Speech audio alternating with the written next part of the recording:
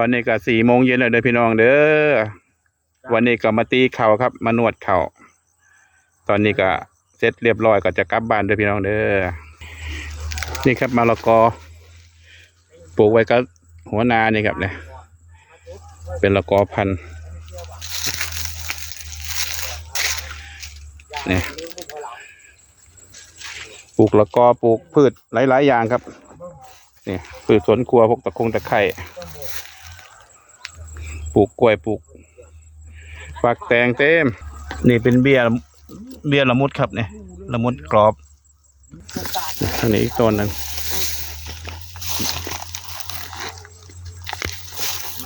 เดี๋ยวจะต้องขุดหลุมเอาน้ำลดไว้เนี่ยละมุดนี่ต้นหนึ่งนี่ละมุดเอาเบี้ยมาเพาะไว้ครับเนี่ย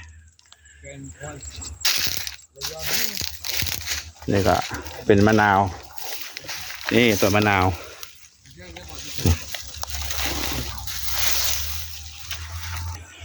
เป็นสวนเศรษฐกิจพอเพียงเด้อเนี่ย